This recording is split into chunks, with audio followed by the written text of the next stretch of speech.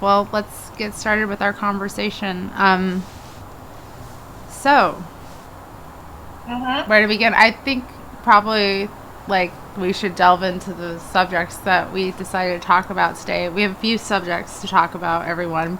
I'm a little rusty. Obviously, I haven't gone live in a while, but Yeah.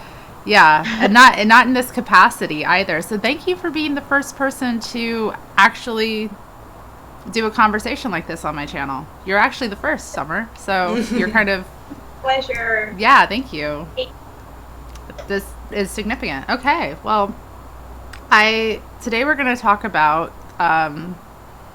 colonial masculinity, which is a subject that Summer has a lot of stuff to say about it, and I want to add to that conversation as well. We're also going to discuss the transgender movement and also how, even though it's not widespread in South Korea, it's an important subject to talk about, and how it connects to everything that's going wrong in the world. And also organization and tactics. So for those women who are interested in organizing, I want to talk about how we do it and Yeah. actually use our energy in a proper way. I'm swimming with ideas just from a little bit of what Ara has shown me over the past week or so. But I'd really like to hear from you about how you see things going as well. So those are our subjects tonight. So Right. colonial masculinity. Let's start there because that's probably the biggest subject to tackle. And there's a lot to say. So I will let you start, I think, and then. Okay. So, colonial masculinity is something that makes misogyny in the first world and misogyny in the third world very different in form. I mean, they're same misogyny. It comes from controlling women, hating women, and having power over women, but the form is a little bit different. For example, in the Western cultures, I believe that we don't need a prince was once a very popular feminist slogan. Yeah. But us Koreans cannot relate to that at all. Yeah. In American women say, "Oh, we're independent, we're strong, we can handle life by ourselves. We don't need a prince. We don't need to be treated like a princess." But in Korea, if we hear that, we're like, "What the hell are you talking about? Men never were princes." Yeah. To us, yeah, and we always were very independent and strong, but we're never we were always being underestimated. So, yeah. You can be strong and independent as a woman and still be oppressed. Yeah. And that language makes it seem like oppression is a personal problem as opposed to a collective condition that all women are facing. So, yeah, it's interesting because when you talk about the differences between cultures, women here from early childhood are just indoctrinated into princess nonsense. Yeah. And they believe it their whole lives. And it's part of what is wrong, I think, a lot of the time with American women specifically, and why they lack the ability to come to consciousness. They're really little girls in a big way. That it's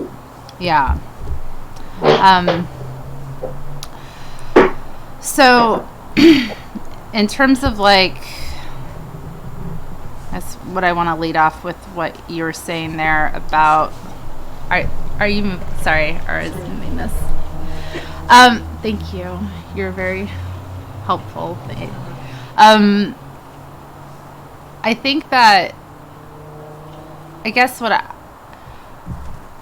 when we it obviously it's of a different character.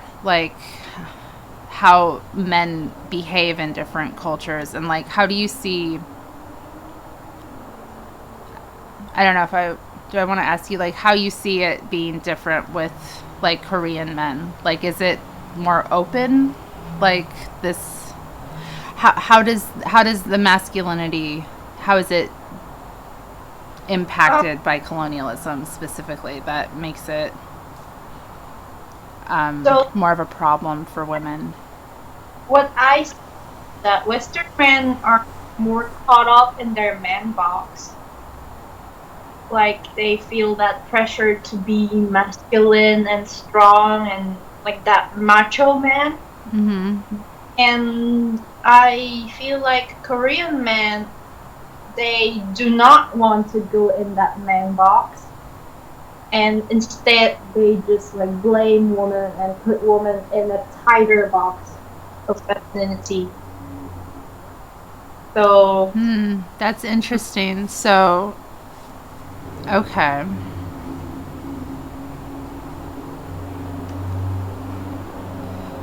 yeah, and they also have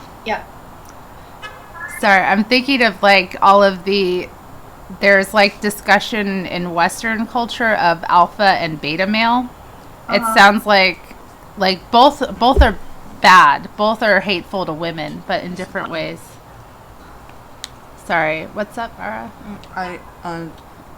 Okay, so you should see the comments. Okay, get over. Oh, she's pulling up so I can read comments. So, hi everyone, thank you for joining this discussion. I'm sorry it's a little disjointed, but it's obviously gold. So, should we mute this so there's no? Oh yeah. Thank you. Okay. Hi. Okay. So, hi Jun Lee. Thanks for being here. So,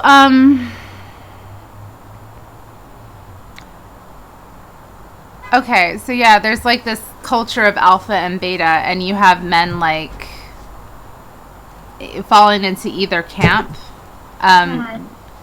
True masculine males are rare, but like a lot of men look up to them and revere them as like these figures, and they listen to what they have to say. So it's also the way that like just Western culture and media often portrays like Asian males, which is usually there's hardly any representation at all. But they're seen as less masculine and they're portrayed as less masculine. Yeah.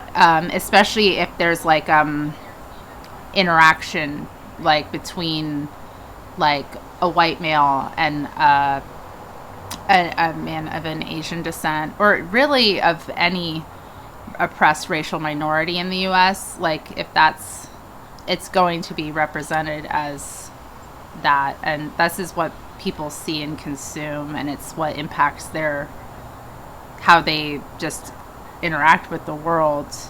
And so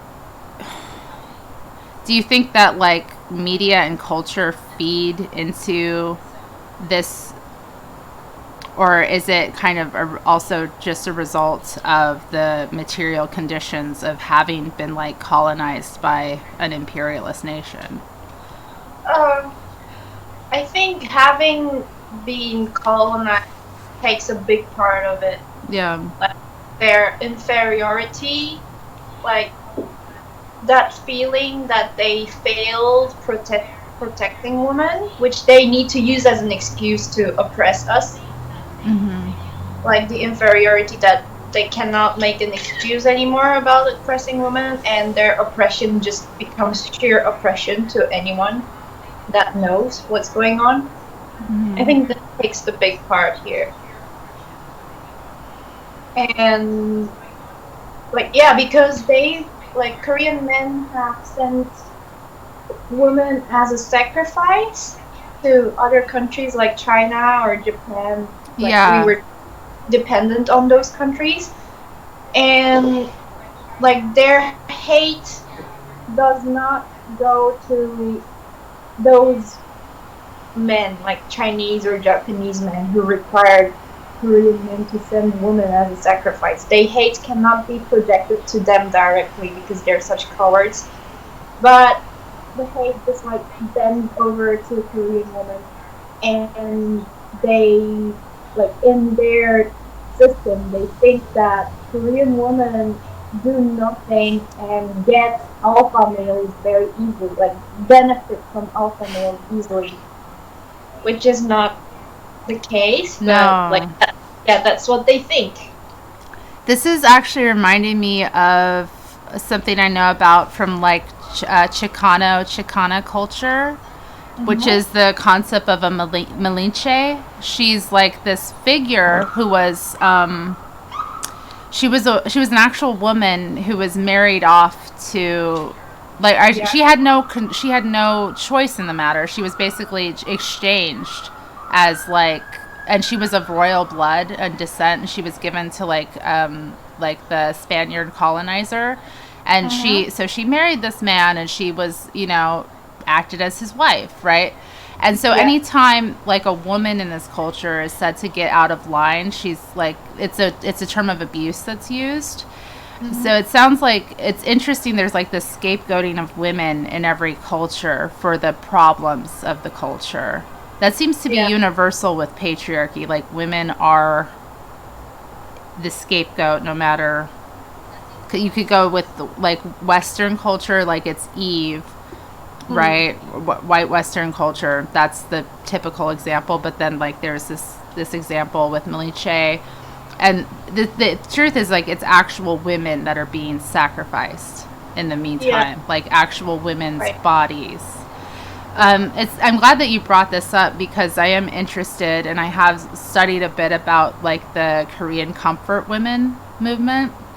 So like, and the activism that's taken place over the decades around that. I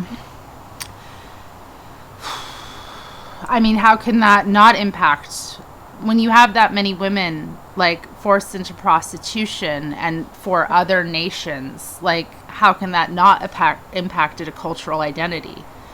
Like it will. Yes. I think like we're expected to completely forget history and like how it impacts the cultures that we live in, and it's like we're just continually made to act as if these things didn't happen to like our like ancestors or like our direct family members even.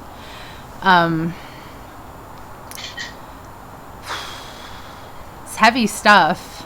I also want to talk too just about like as an American citizen, like having an understanding of the fact that the country I live in is responsible for so many other women's misery around the world. Like that's a really heavy burden to like think about. Like how do you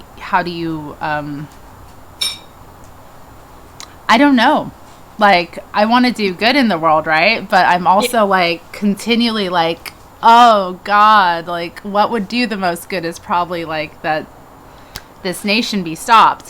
So I don't know. Like I don't know what to say to like American sisters who are like watching and listening like about this system, because like women here are so timid too. A lot of the time they don't realize how oppressed they are, and when they do fight, they fight in such a limited way.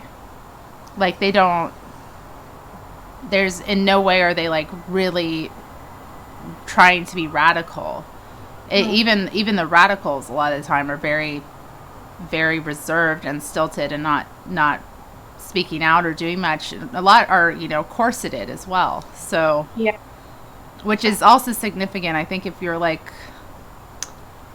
I want to say this, I think if you're like a white skinned Western woman, you should really think about what being corseted means for your image as a white woman. Like that's a whole other problem in terms of like femininity. So I'm like really interested to talk with you a little bit about your own experience with like the corset, taking off the corset. or as Ara told me, another word you use is default movement. Yes. That's because good language. Yeah, we shouldn't see it as something special, but going back to our default natural human form. Yeah. Yeah. Well, yeah, like most women have no idea what it is to like be in your own skin, like in your own natural. Like most women have never. Well, I don't want to say most women, but a lot of women have never. And so they don't know a lot. They're disconnected from a whole part of themselves. Mm-hmm. Let's see. Oh, I'm reading the comments. June Lee says that in South Korea, the government gives a subsidiary.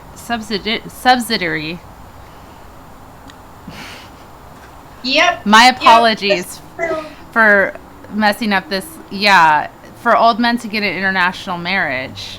Yeah, the government literally buys like Southeast Asian women and like import them in Korea for old men to get married to.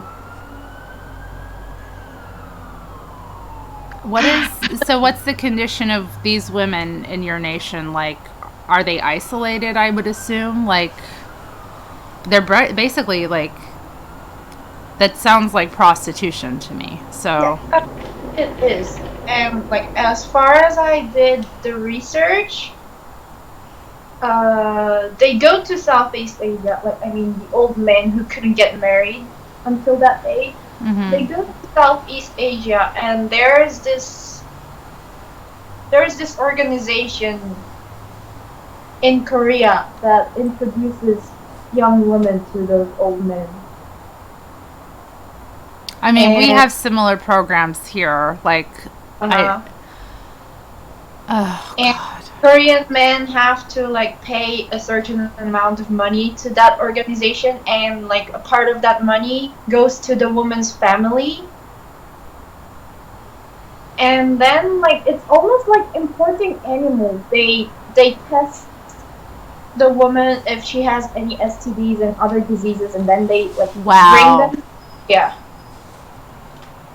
Wow.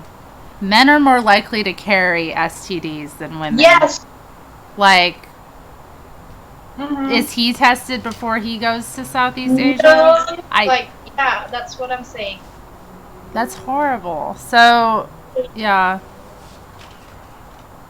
We have similar, obviously, programs here where, like, men can go to Southeast Asia, or Russia is another, like, popular place to basically buy a wife. I think that marriage itself, in my view, is an act of prostitution. I don't really believe in love, romance, all of that nonsense. Like, I think it's women making a deal with a man. And I think that's another thing that there's a lack of consciousness about that is really upsetting. Anyway, let's go back to colonial masculinity and discuss that further. When we were talking earlier about it before the live stream, I mentioned that I had listened to several like famous black male comedians from the U.S. talk about being expected to be put into drag as part of like a comedy skit, and actually facing serious like backlash for not doing it, and like abusive behavior from like these men from like Hollywood, let's say. A famous example who I'm talking about is the comedian Dave Chappelle. Now people love him, you know, like he's just beloved here. And so when I watched this and I listened to him talk about like why he took a break from his own work, he went to like South Africa and he like turned down like a bunch of money and stuff. This was part of why, and he said that he was uncomfortable with how he didn't have control over his image, and it was being consumed in a way that was like actually damaging people that he cared about, like as a representative of like black male community, or just like the black community in general. Like, there is this tendency for like the white male to like emasculate other races of males, and this is part of, it's interesting, like emasculation, meaning feminization, is part of domination, and that seems to be the case universally, and this is part of like how I think patriarchy replicates itself around the world. Would you say, like, what do you think about that, like in terms of your like, first of all, the fact that feminization is used as a method, and like that the people who have to do that feel like they're being inferiorized yeah than other males, that's like a big evidence that femininity is a man-made concept to oppress women. yeah And like the male individuals that go through humiliation while doing that, they are suffering as an individual, but what it actually brings to the society is that it strengthens the idea that dressing up as a female and being female is something to be humiliated about, yeah and to be ashamed about. it's a very subtle form of, like, it's a like subtle way of programming us basically to see women generally as inferior, as like silly, as a joke. I had an interesting conversation with a woman recently about drag, which is interesting because we don't talk about it that much, or I haven't talked about it that much. But it's everywhere in like this culture, like that comedy shows, it's prominent, but drag is still seen as like subversive and like out there, but it's everywhere. Men are always dressing up, as you see, like Hollywood films, men are in dresses as a joke. It's like constant. And so the message would like always seems to be that like femininity is humiliating and a joke. But women don't pick up on it. Or we just absorb it, and like I don't understand like why it's hard for us to see what's going on with that. Yeah, I really don't understand. I mean, either. once you see it, So you can't unsee it, I think. Yeah. So obvious that they're mocking women by doing. Yeah. So when we talk about like how colonization has made Korean men feel like in some ways inferior, and like they haven't lived up to the male role of protecting women. I mean, I think like the idea that men protect women is bullshit, and I think any feminist knows that men are more likely to harm us than protect us. Like having one around is always a liability. Like you're more likely to get injured just having a male around, period. Like it's just, no, like let alone to the fact that like most women's experiences of violence come from male intimates, like family, friends, sexual partners, husbands. There's like the absurdity of that, but it's interesting that like women are just then made to be even more complicit. Like it's I don't know, I don't want to say it's interesting, but it's there's like this mirroring effect of like you have what happened with the Korean War and what happened to women in the war specifically, with so many women becoming prostituted, and now women are expected to be even more submissive, and like it's like as if they're being expected, from just the imagery I see, to like live up to this really westernized belief about Korean women, because like in this culture, there is like a really strong tendency to associate like women specifically from Korea, but also just Asian in general, because of all of the imperialist wars that have taken place in various parts of Asia, with like submissive prostitution. Yep. And like men really are, they're very fond of it, and they're very open about being fond of it.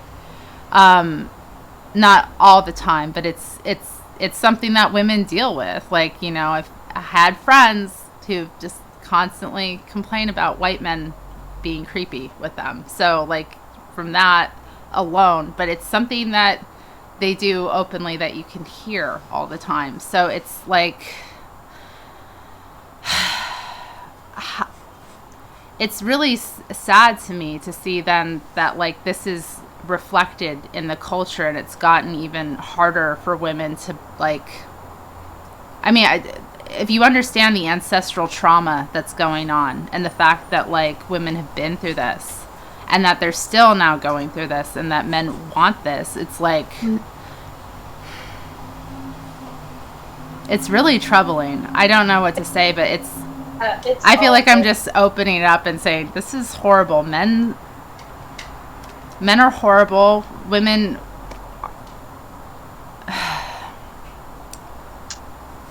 it's really important to get out of like sexualizing ourselves in this way, as women, regardless of where we're from. But like, I think specifically I feel like this has to be part of why the idea of the Escape the Corset movement has such strength. It seems that it just is more obvious that all of the femininity and all of the beauty shit is just sick. Mm-hmm. Yeah. A lot of American women who are like interested in beauty like follow Korean beauty vloggers for advice, because they have all the best routines and stuff. So it's like it's really I have to approve this. I'm sorry that like the chat doesn't want people to swear. I support your right to swear, but YouTube is trying to be as PC as possible, and it makes me sick. I just have to say that. Yeah. I'm gonna scroll through the comments because somebody said something that Which one is it? There's so many good comments. See, like there's just... Wow, Junlee says there was a cross-dressing contest where boys wore skirts and makeup. They were humiliated. Cross-dressing contest is like one of the most routine things that they do at like school events, school trips.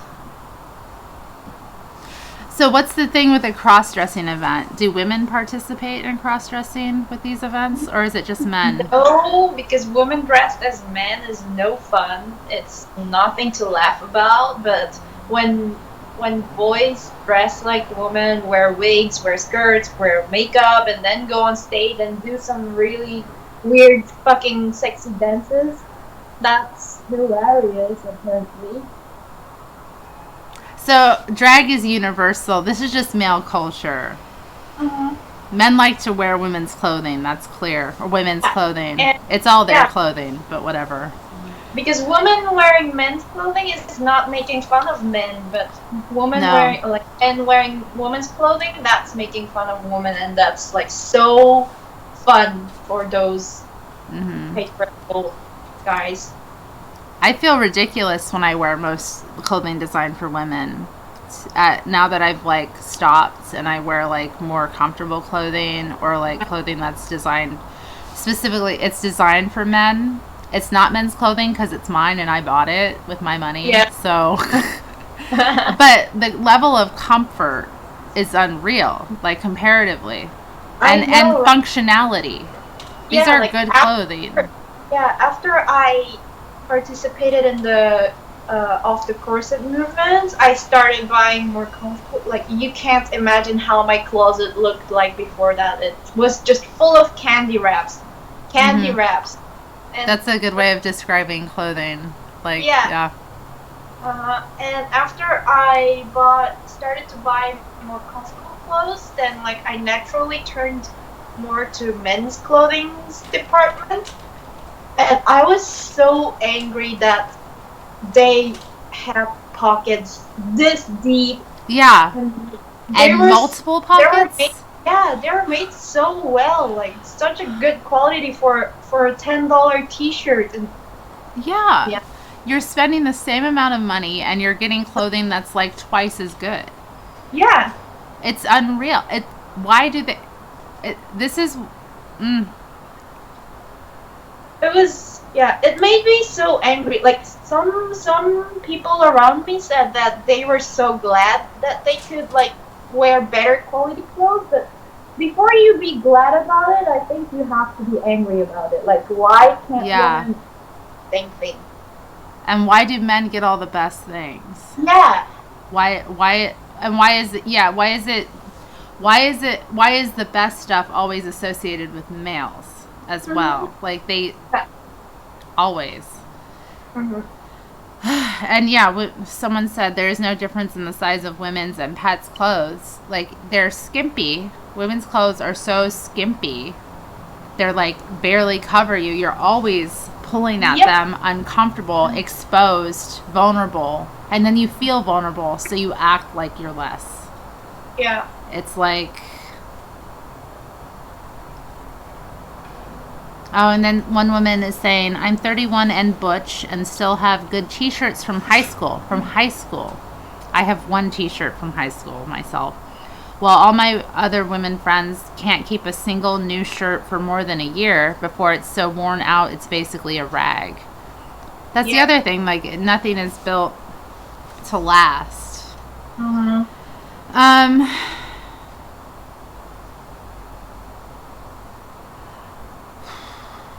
Anyway.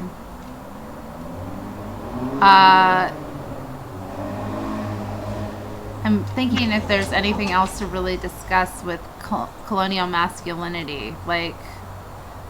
there is something I want to say. Yeah. Like, their inferiority, I already said that it doesn't go where it needs to go, but it bends towards women again. And like, you won't believe how inferior they are. Like almost a decade ago, before feminism became very popular in Korea, Korean men used to be angry that Korean women go to Starbucks. Because Starbucks is a fancy place, it's expensive, and the menu is complicated. You have to be confident to order. Yeah. Oh my god. They saw it as a very, like... And it's a Western company, too. Yeah. Yeah. So, like, they used to hate women who go to Starbucks, and there was a term for women who spend their own money on expensive things. Like, really? Yeah, 된장녀. And there also was a term for women who spend their boyfriend's money on expensive things.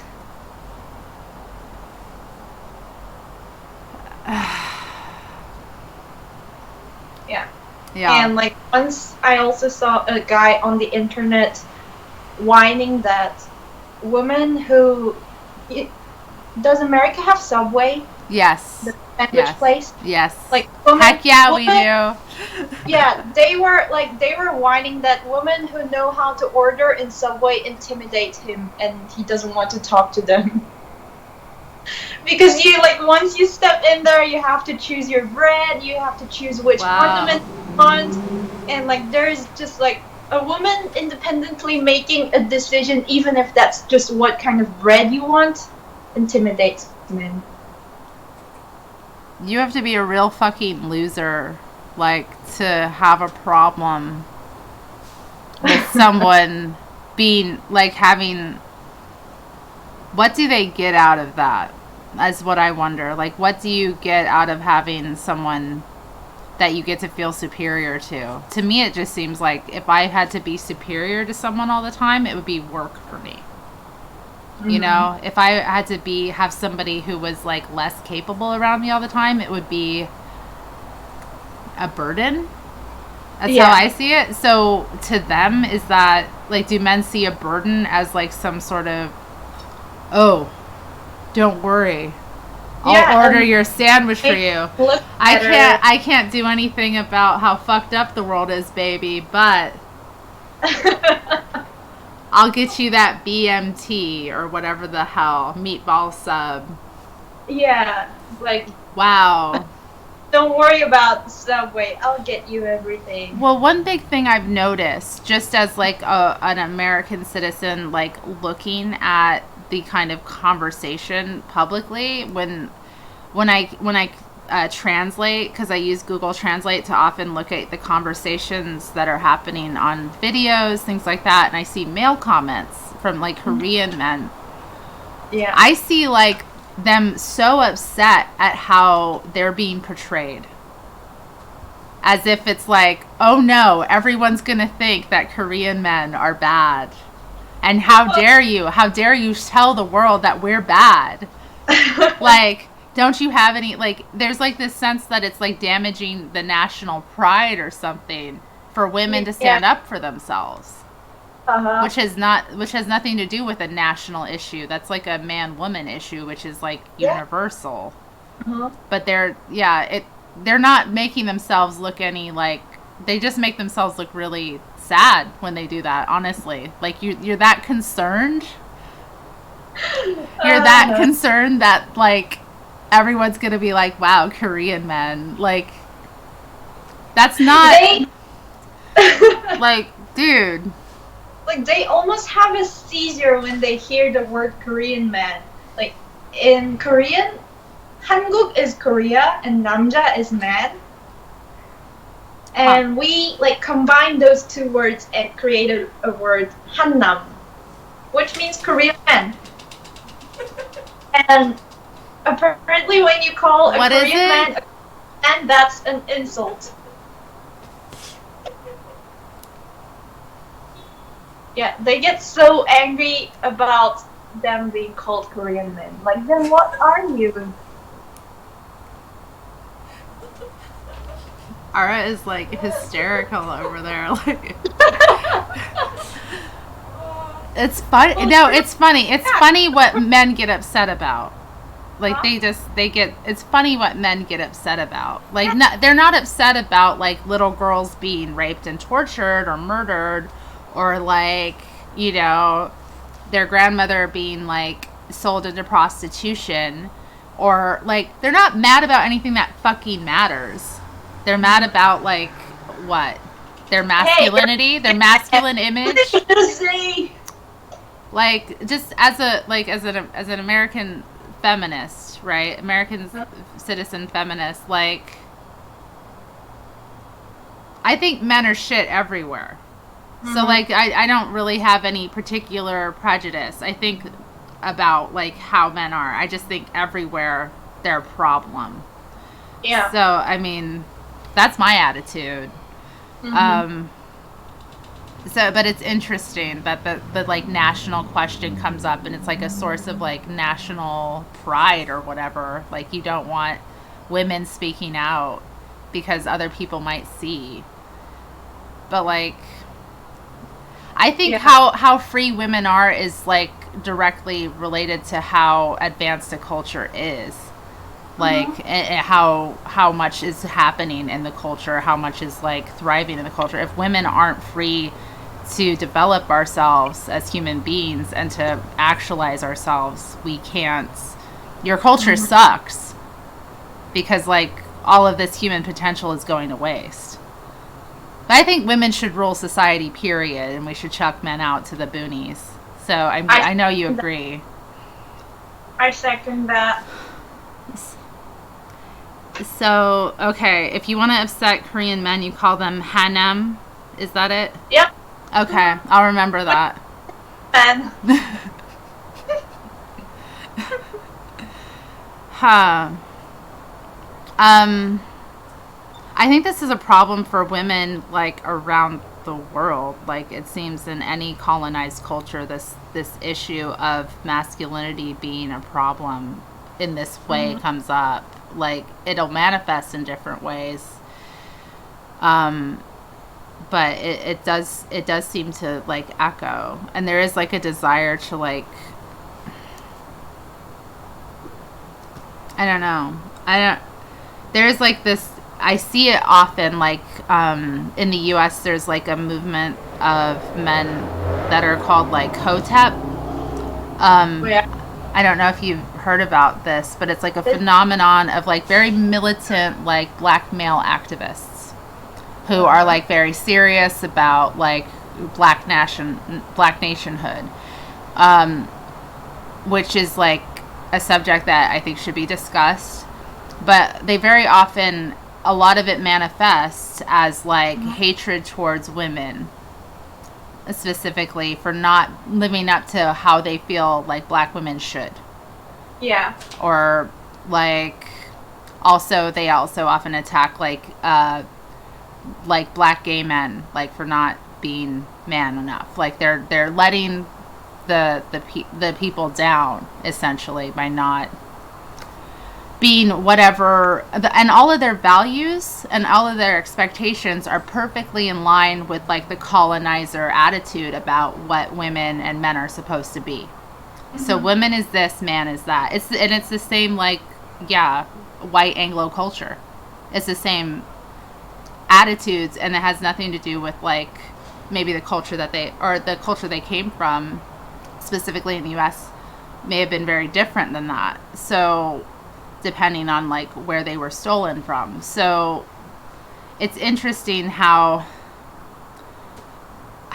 oppressed people can internalize these colonial messages and still and like want to rebel against them, but, like, the rebellion still takes the manifestation of still upholding, like, these values.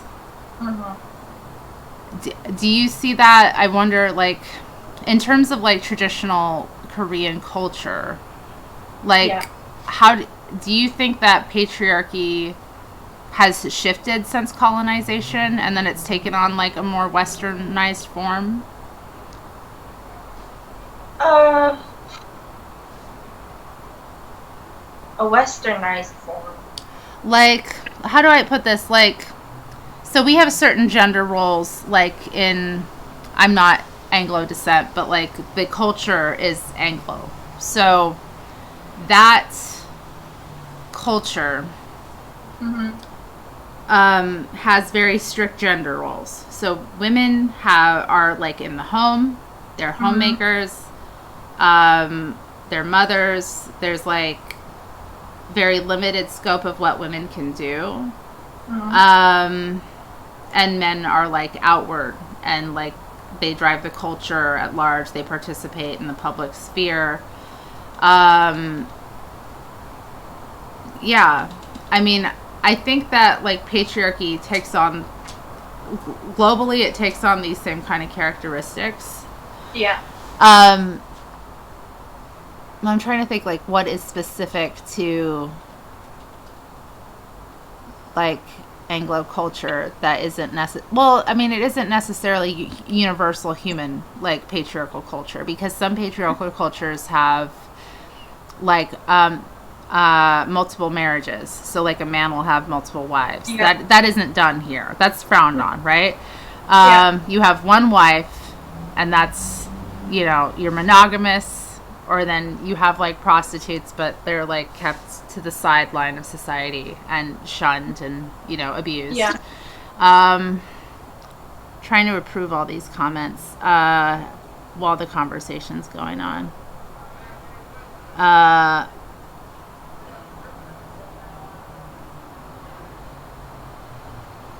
Okay, sorry.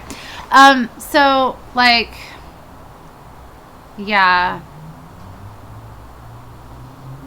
thinking about, so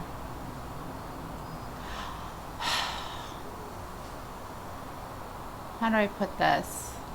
It's like the influence of Christianity culturally. So, there's like an expectation of like marriage and how like life is run, and it's based very much on that framework. Yeah. So, yeah. And I know that like when, like for example, in terms of like colonizing the indigenous people of this land, like what happened is first movement, murder, and then like also taking of children and indoctrinating them into like Christian beliefs away from like traditional family practices, which often were like more communal. Like there's not much communal going on in like American culture or Anglo culture, period, which is part of American culture. So there's like a real lack of connection. Your patriarchal family unit is like the prime unit, and like it takes precedence. Man and wife and children take precedence over all other concerns. So your mother and father, they're your family, but they're less important. Like your cousins are less important. Your friends don't matter at all. Like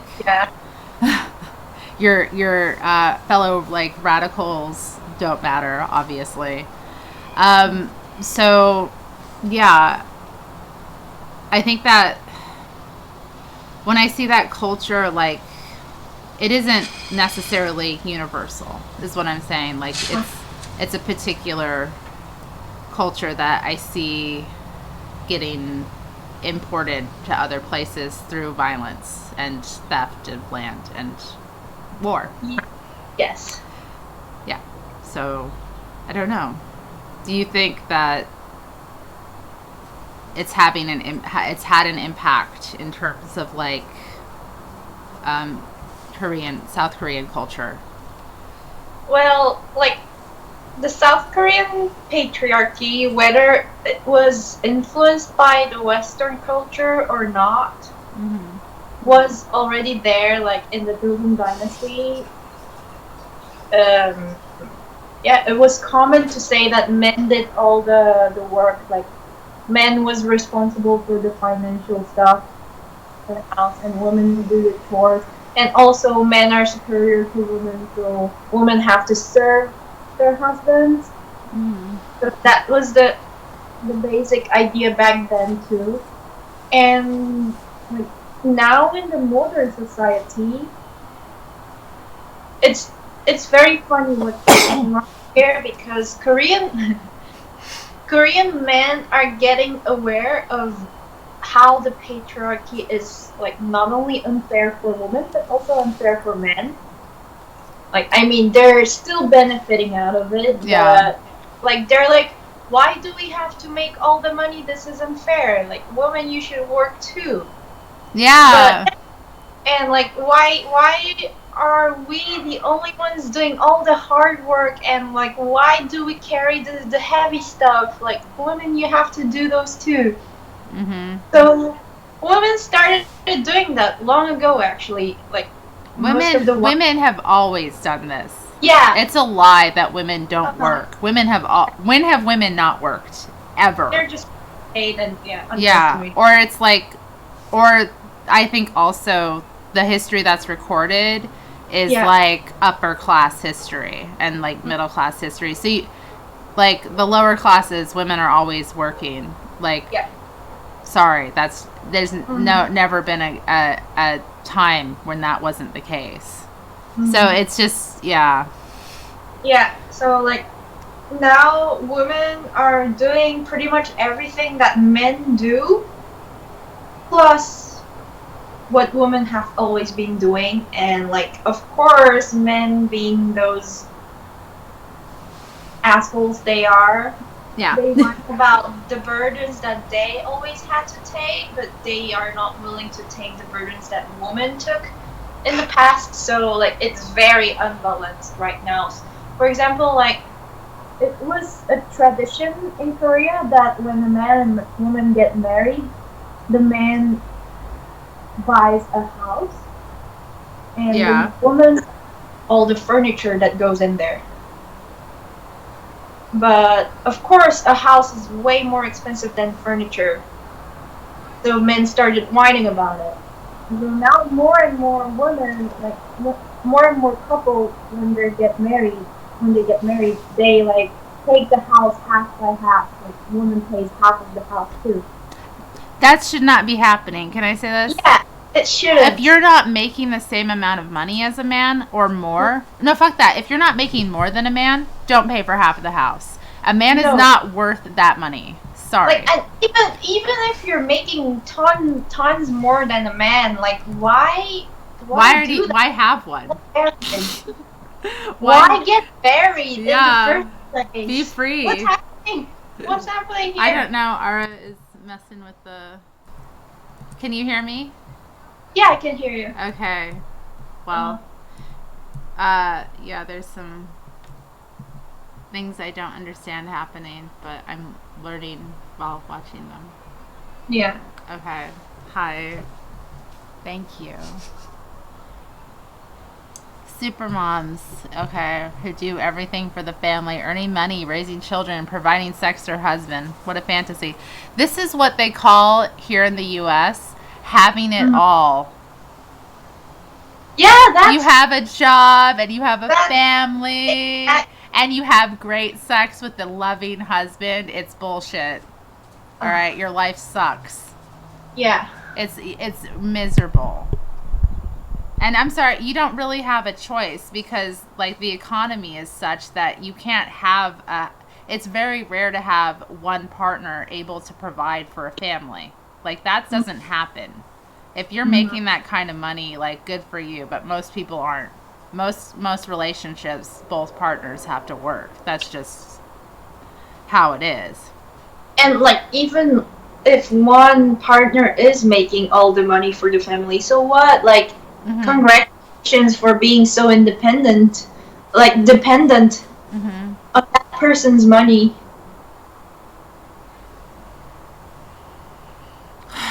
I think a big problem too is that what women do, like traditional labor, isn't considered work. Yeah. Like, chores aren't considered work. It's just considered what you're supposed to do. It's work. Yeah. It's labor. Work. It is labor. Yeah, taking care of kids is labor. Like, that's a fucking hard labor. Like, it's hard labor.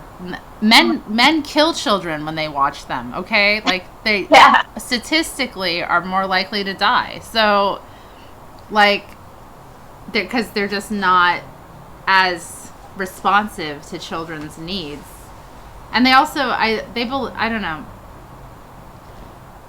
Men are just irresponsible.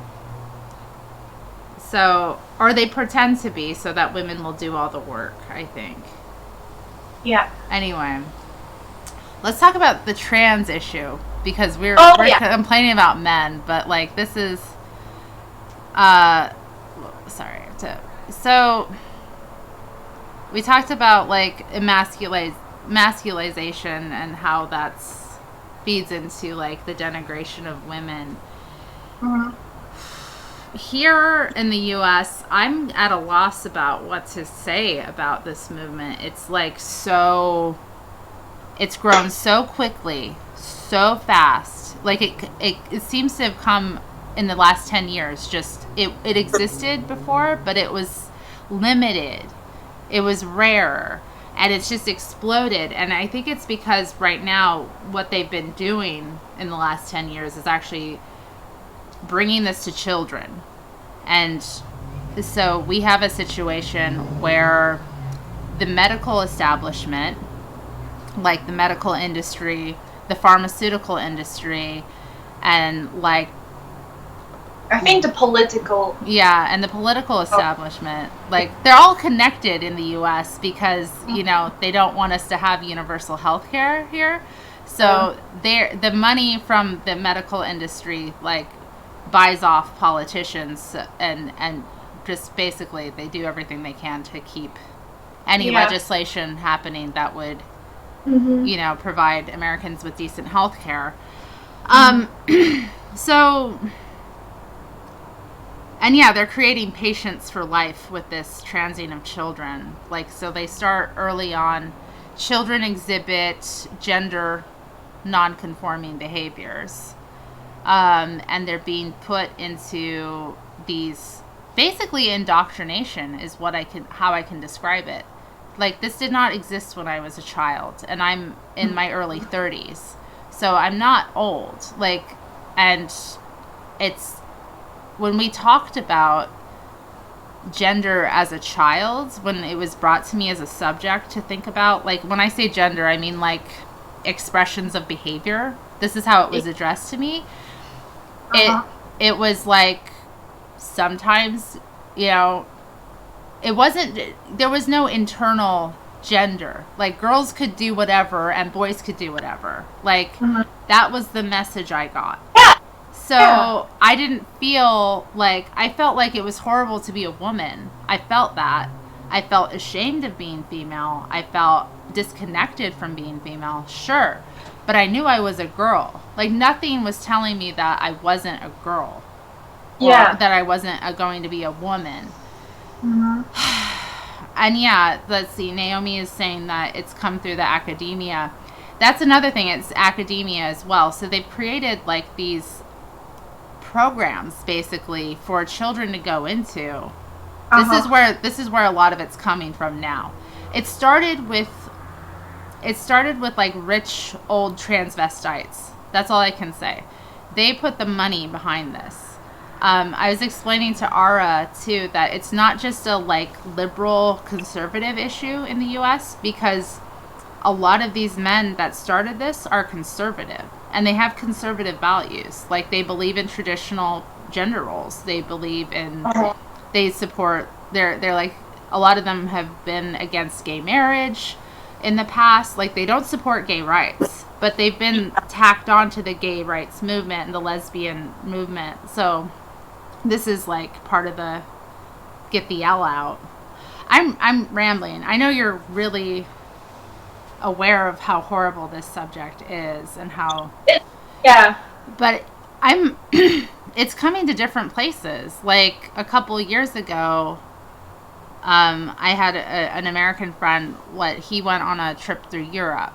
My friend's son, let's be clear, like, not my friend, my friend's son. He went on a trip and he came back, and we were discussing his trip to Europe, and people were like kind of asking him about the trans issue. Yeah. Which was interesting because he has this mother who's against it, right? Very much worried about it. So he knows that, you know, there is contention about the issue. So they were saying, like, well, it's not really big here, but it's definitely exploding in some of, like, the countries he was talking about just then.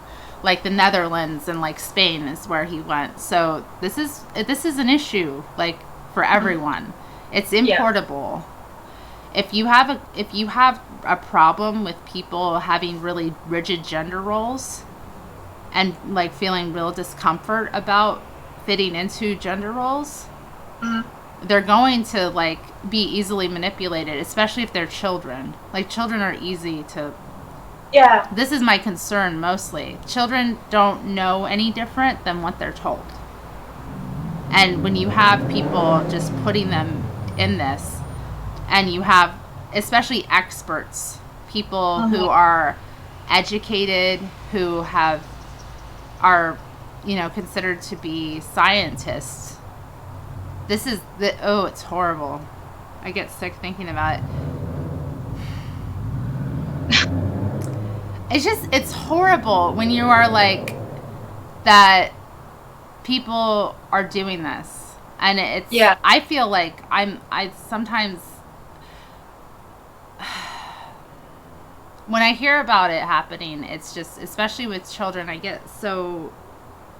at a loss because I feel like this horrible injustice is happening. And I don't know how to stop it. It's also affecting women's rights, and that's a really big issue. It's completely divided the feminist movement. Completely. Women hate men until a man puts on, like, women's clothing. Then he's like, the most, the bravest, most person. oppressed, most. It doesn't matter who he was or what he's done as a man. That's another thing. Yeah. Because the other thing too, men who enjoy dressing in women's clothing on a regular basis do have a sexual paraphilia. Like it's not, they're getting off on a violation. They're turned on by like doing something that hurts women, and that by violating women. This is not the sort of man, like, they're all horrible, they're all dangerous, but like these men are particularly dangerous because they're sneaky. They're sneakier, and women who identify with femininity and see themselves as feminine relate to these men because they have that in common. So that's another thing within feminism, like another reason to take off the corset. If women don't look like dolls, men have nothing to mimic. They have nothing to look like. Right. Yeah. So it becomes even more apparent that like it's like they're making fun, and that it's like a sexual thing. What do you have to say about this? I'm like going off, and I'm sorry. You're ranting. I understand. Ranting, yeah. Yeah. Like, it's not a big issue in Korea yet. Yeah. Because it's just like so full of other bullshit to deal with already that the transgender movement cannot peek its voice out of it yet. But I am very concerned about this because America is a fucking huge country with great power, and like it influences the whole world. Yeah. Especially like, Koreans go crazy about the Western culture, and if Koreans start to adopt that cult on top of all the misogynistic problems that we already have, then like, it's a matter of time that women's rights get just totally stampled on and erased. So, I agree with you about it. It's something that women need to be clear about, because women have not been clear about it, and we've lost everything. Yeah. We've had women. There are no women's resource centers. Like, Ara wanted to see our feminist community and movement and women's movement. We have nothing. It's gone. It's gone. Yeah. And it's because nothing is women only. Women, like, everything has been lost, basically, because of this kind of thing. What happens is, like, we've had massive gatherings, we've had, like, events. Everything gets lost because the inclusion of men makes it so that some women are uncomfortable. The more radical women get treated unreasonable. Yeah. Like, they're unkind, they're not compassionate, they don't care enough, which is misogyny. To use that as women are always attacked with that. And I think that's an important, like, they manipulate women's desire to be nice people, right? In order to facilitate our own violation. Yeah. I mean, this is one thing that I would be very concerned about, because also I don't understand why feminism is always required to include everything, not only men, but like, why are there terms like vegan feminism, eco-feminism, intersectional feminism? Because, like, have you ever imagined a black rights movement being forced to contain, like, Asians too, or like animals' rights too, or children's rights too? Like, have you ever heard someone calling the black rights movement the black children's rights movement, or the animals and black rights movement? Like, I've never heard of anything like that for any other rights movement, like whether it's black, queer, or disabled, or whatever kind of oppressed, marginalized group it is. Yeah. But it's only feminism that always gets forced to like include everything. Like the world is constantly trying to put on the burden on women's shoulders of every other issue in the world, in the society. Like, I mean, I do think that like there are ways of interpreting like as a woman with disabilities, like there are ways. I don't see I analyze my disabilities and my experiences through the lens of being female. If I had been male, it would be completely different. My life the way it manifests would have been totally different. So I think you can, when you talk about these things, you can have an analysis. You can apply a feminist perspective to things. Yeah. I think that's okay. But yeah, it is often the case that, like, for example, we have the Women's March here. I went to the one this year. I volunteered there. And it was really confused. A lot of people didn't know why they were there. I will say that. Yeah. There was no cohesive message at all. Mm-hmm. And sometimes I do think that diversity can be strength. But you have to come together with common cause, you know? Yeah. There has to be a purpose. There has to be a reason why you're pissed off and marching. Otherwise, you're just wasting energy, I think. You could go do your other thing. Well, I think, this gets into, like, tactics and how, like, organizing happens and how it can be so much of a pain. Yeah, I mean, intersectional feminism, I could talk about that a bit. Like, I have really mixed feelings about that term. I don't like it. I don't think that oppression intersects as much as it compounds and makes your life a lot harder. So I think talking about, like, the intersection, it's also very academic. It comes from, like, that analysis of, like, trying to explain trying to explain the fact that the more oppressed you are, the more hard your life is going to be. I think feminists in the U.S. in the second wave of feminism, they talked about multiple oppressions and how women can face multiple oppressions. And I think that language is more clear.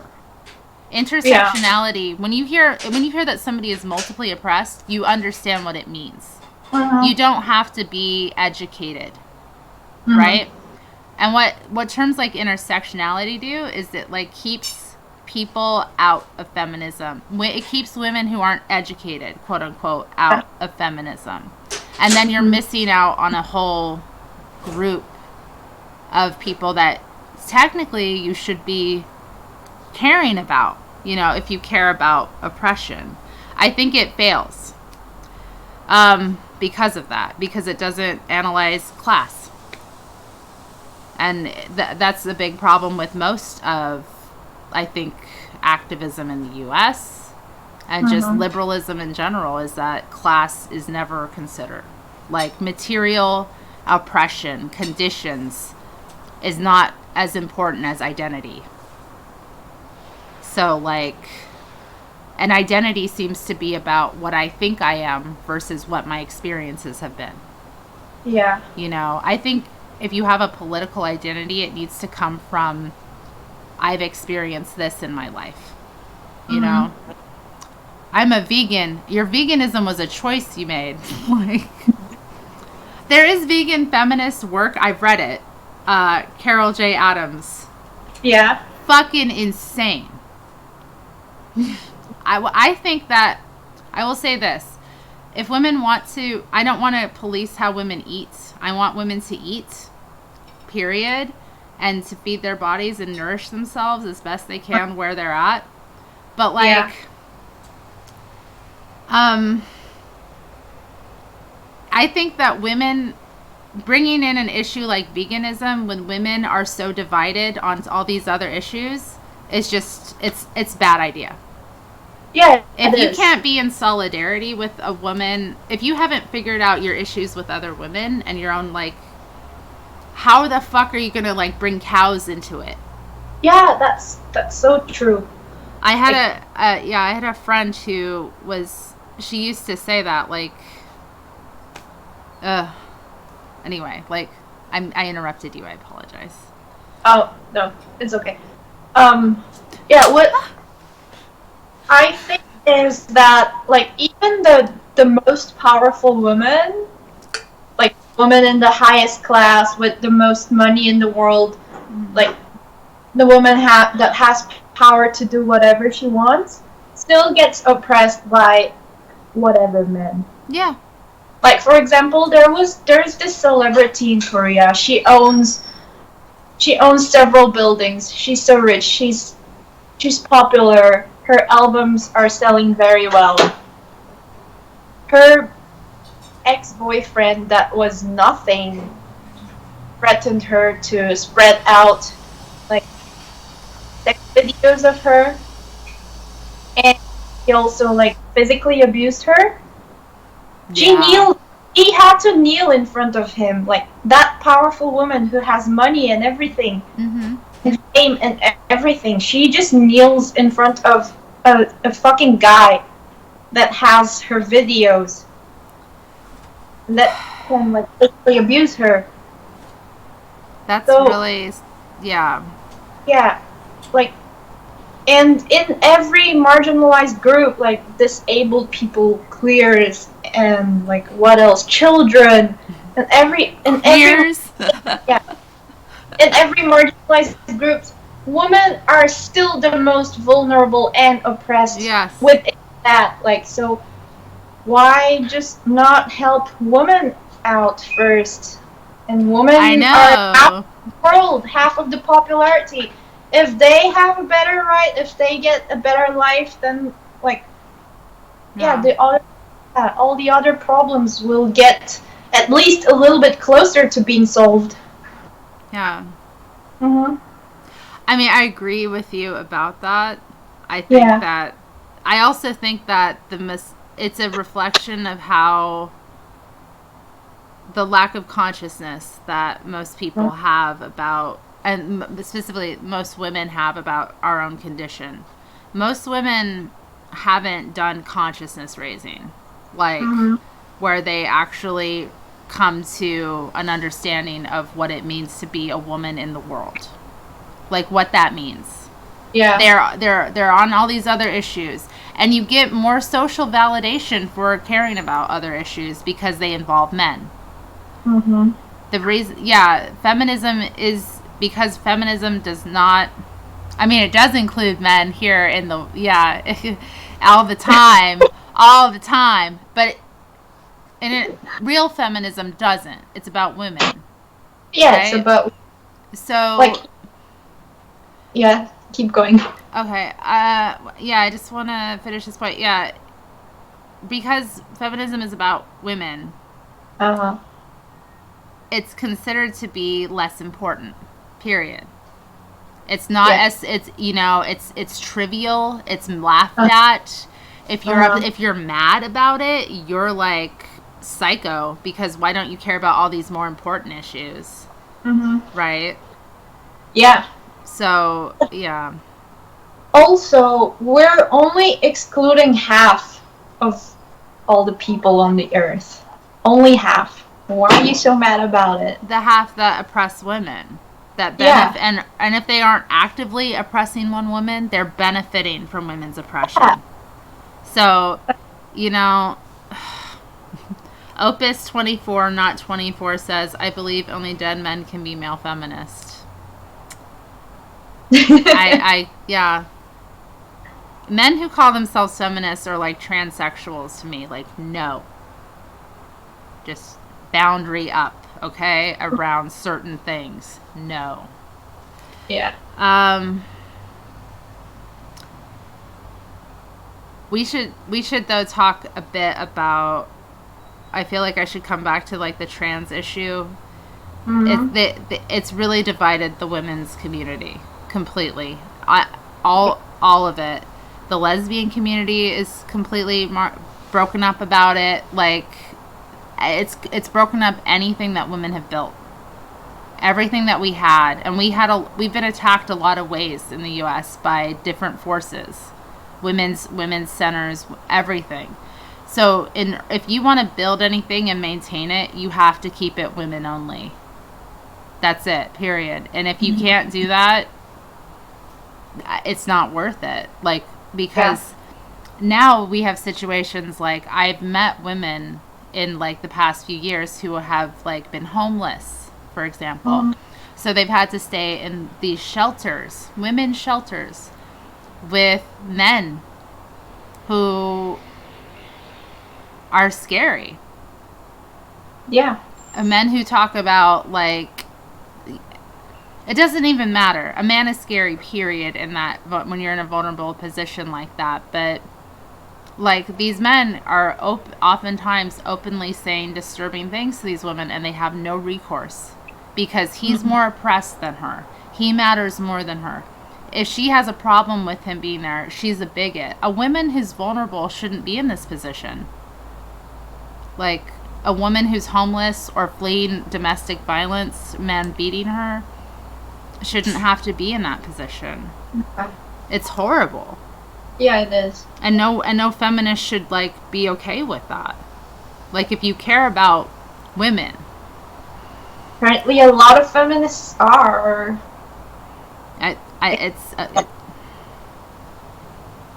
It's horrible. Anyway.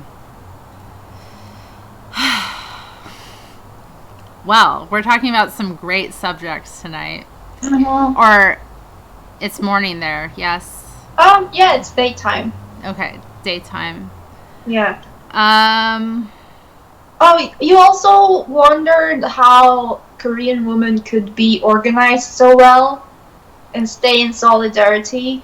Yeah, well, yes, I am Mm-hmm. interested in that, but I'm also interested in like how you organized, like how you organize. I'm learning a little bit, but I'd like to hear your perspective about it too. I know social media is used a lot, but Yeah. anyway. So yeah, what are your thoughts on these subjects? We have quite a few advantages. Mm-hmm. Like, unlike America, Korea is tiny. Yes. And there are a lot of people packed in this tiny country, which makes, connecting with each other easier. And also, we don't really need to worry about any race issues, because we're all Korean and Asian.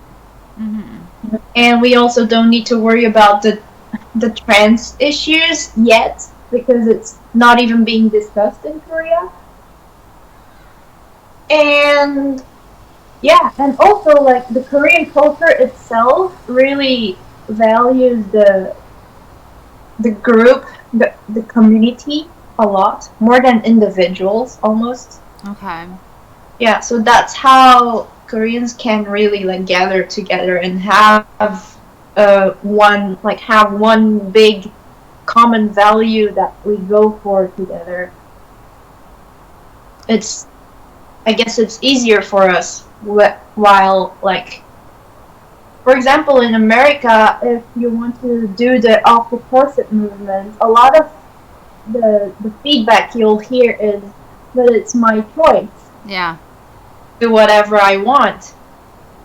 In Korea, Korean women had that phase too for a while, but now they all understand sometimes you have to make a choice that does not actually please you at the moment. Yeah. To get a better future. Yeah. Mm-hmm. Or that changes. It's hard. Yeah. Becoming different it's hard. Yeah. Because if women haven't seen themselves without makeup in years, a lot of women are horrified, like, by their own faces, their own bodies. Yeah, it's the same here in Korea. There were a lot of women that, like, couldn't go out, like, even to a supermarket right in front of their house without wearing makeup. But a lot of those women are also participating in the off the course movement now. Because of this cultural thing that, like, achieving something as a group is so important. I think it's easier for Korean women to understand why this movement is needed. And also, like, because the women's rights stuck so much in Korea, we feel threatened to openly discuss feminism issues in the public offline. Yeah. So that's why we used more, like, online platforms and forums to do that.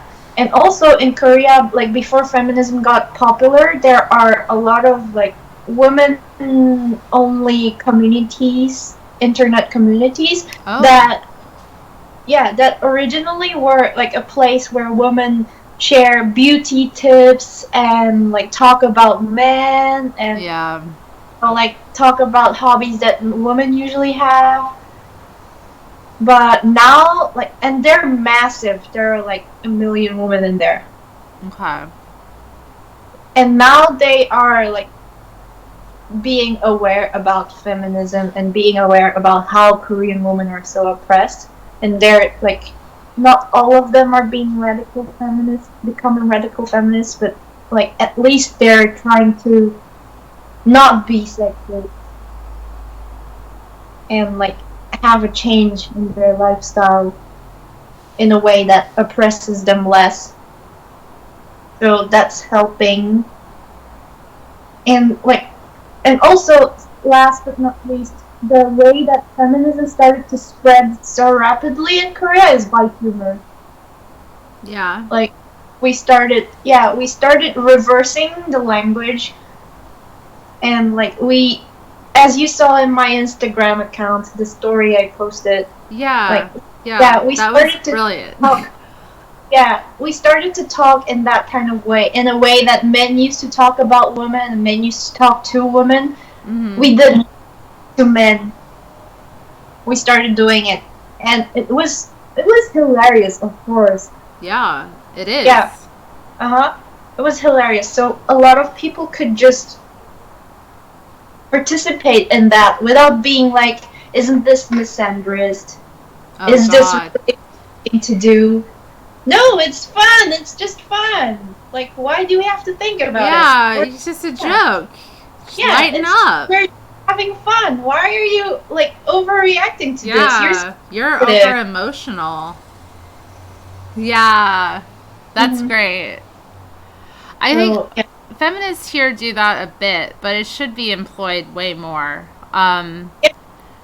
It's a great way. Yeah, there's a really popular book that a lot of U.S. radical feminists read. It's called Gynecology by Mary Daly. She talks about reversing the reversals in it. So, it's that same thing. It's like, take whatever they do and find what's true and, like, point it, like, do it back. Yeah. Because it's true that, like, men can't take a joke. They make jokes constantly, but if you make fun of them, like, everything, ego, death, like, blow up. Psycho. Go psycho. Like, men kill when they get made fun of, you know? Let's talk about that. Who's emotional? What sex is really, like, dealing with emotional issues? Yeah. And can't take a joke, you know? So that's how we did it. Like, we just had fun. I think it's interesting that you mentioned, like, women-only spaces becoming a place where this could happen. So they weren't necessarily feminists, but just by virtue of them being a safe place that was for women, like, women could become comfortable and express themselves. Yeah. Because that's a big part of my activism, is that I, like, try to organize just women only, whatever. Doesn't matter what it is, but men aren't allowed. Mm-hmm. And I don't like to have, I would not organize an event. I wouldn't put my energy into organizing an event or happening where men could come. That's just not. Exactly. Because women, until women are in that space and get comfortable in that space, they don't know how to express themselves often. They're so used to, like, being on guard. And when men are around, you are on guard because you're going to be attacked. Yeah. You can't speak freely when men are around because they just don't let you. So I think that's interesting that kind of played a role too. What else was I going to ask you about with that?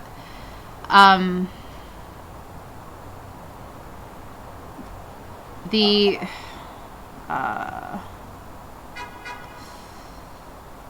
women-only space was the one thing. Versing the reversals. Obviously, like, talking to one another is big, too. I think that's a big barrier. A lot of women here are afraid to talk about what they think. And there's a lot of this is another thing I think about, like, the culture here, that it's very dishonest a lot of the time. We're known for being polite, but politeness requires dishonesty a lot of the time. And women are kind of culturally very dishonest. They're used to lying, and you have to learn how to not lie and to make things sound better than they are. It's like work. And that's a big thing for feminists. Like, I don't know if I think doing femininity and being corseted, I like that language, and I'm trying to use it more because it's, like, honest. It makes you dishonest, period. Like, because you're presenting a false image. And if you do that for years, like, you're going to be false, like, in some ways. Then you yourself start to believe that. I don't know that you can do that without, like, I don't know that you can do those behaviors and not be dishonest on some level, because most women won't admit why they're doing it, which is to be acceptable to men and to have, like, an easier time because they're pleasing to men. Yeah. Oh, also, there's one thing that I forgot to mention. Yeah. Like, how we got to, like, organize those feminist protests and organizations so well. Is that most of the communities that I mentioned, that, like, women's only communities that used to share beauty tips and talk about men, they do not allow, what's it called? They do not allow naming a particular individual in there. Like, so for example, if there's a user that you saw very often and, like, you have a feeling that you know that person very well, you can't express that. Oh. Yeah, so you can't make friends in there. It's not allowed. And that's something, it sounds strange, but it's something to keep the community going as a community. I see. Without people being friendly to each other and making friends in there, and groups dividing because they don't really have, like, common things to talk about. Yeah. And also, like, creating class in there. Yeah. This is big, and this is a big problem, I think, with U.S. radical feminists. Yeah. Everyone wants to make friends. But as opposed to doing politics. Yeah. And it continued into, that kind of culture continued to the actual, like, serious feminist protests and organizations. Wow. Like, when I participated in the protests, they, like, really stressed out that you cannot talk to the person next to you. you should only talk about things that are necessary, like when you're like passing water bottles or papers. Mm-hmm. Like, but you can't chat. Interesting. Yeah, and it might look like the organization is limiting people's freedom, Mm-hmm. but it is for a bigger purpose, to not be like all divided up. Yeah. And yeah, to be able to keep the power as the group. Yeah, that's really enlightening, actually, and gives me a lot to think about in terms of my own activism.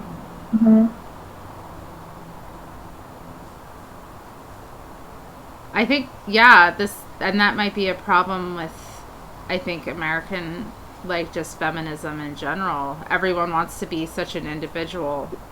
Everyone wants to stand out and be unique and individual, that, like, oftentimes it's hard to let that go for a minute for like a bigger cause. Like, you start to create your own celebrity, like, in there, and, which is not good. Yeah, I mean, and this is why, like, I want to thank you for translating some of my videos, because you did translate my one about celebrity culture, right? What? Yeah. I don't know if you did that one specifically yourself, but, like...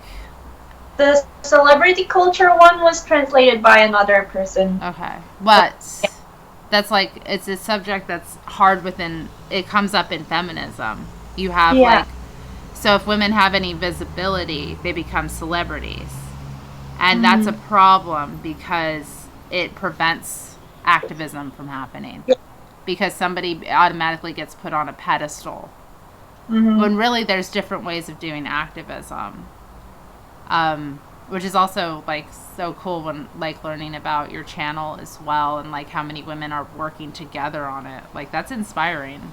Like, I've done my channel by myself for years, and it shows. Like, I don't have, like, it's a project of, like, one person only being able to do so much. But, like, if women come together and put all of their strengths, they can do a lot more. Although I want to say, like, my channel, I do get a lot of help and support from other women. Like, and I've even recently had women translating my material into other languages as well. So it's that, I feel like that's collective work, and that's really cool work. But it's still limited to have a bunch of women on one channel working on it. Like. Incredible how far it could go. One of the comments said, so you don't make Eddie said, so you don't make rad friends here in Latin America. We make a lot of friends. Maybe we are at a mistake. No, we do make friends privately and personally, but when it comes to a public arrangement, like protests or being at any kind of feminist association, we stress it out that it's very important to not show it and be professional. I think, June Lee says, because you are there as a soldier and you don't joke around with other soldier when you are going through wars. That's some serious shit. I think a lot of women are just fucking around, honestly. It's like an intellectual thing. Yeah. So, I mean, I've obviously made friends over the years from doing, like, radical feminist work, and obviously, like, I prefer to have women in my life who have the same perspective, because it's challenging to try to always be in conflict all the time. Although I do think a degree of it's important to, like, challenge women when they say things that aren't true or good for them. Like, when women say it's a choice about something, it's like, that's harmful to them, that they're choosing to do. I don't know. I had a conversation like that this week with a coworker who's very feminine about, like, plastic surgery. Oh. Yeah. And that was like, we have to have this discussion about, it's always brought to the discussion of personal liberty and freedom. Like, as opposed to, is this a good thing to do? You could die. Yeah. You know? You could die for vanity. For what? And, yeah. People do make a lot of choices that are harmful for you. Like, suicide is a choice, too. Mm-hmm. You literally choose to die. Yeah. Yeah. Uh-huh. So, I mean,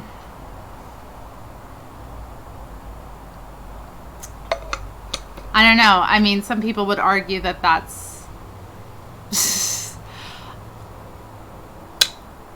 I have mixed feelings because of, like, the condition of the planet right now and the climate and all that we are facing as a species, and just like other species are facing too. Like my poor cat, he has to deal with climate change. Mm-hmm. So, I mean, yeah,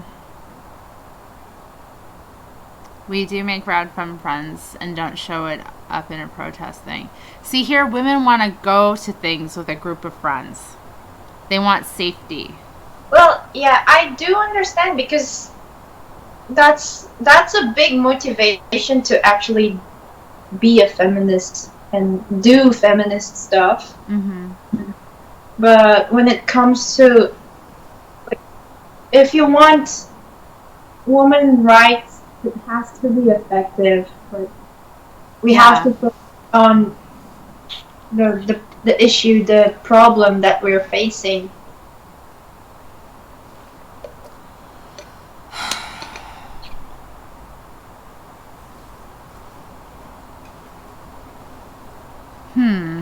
Thirsty.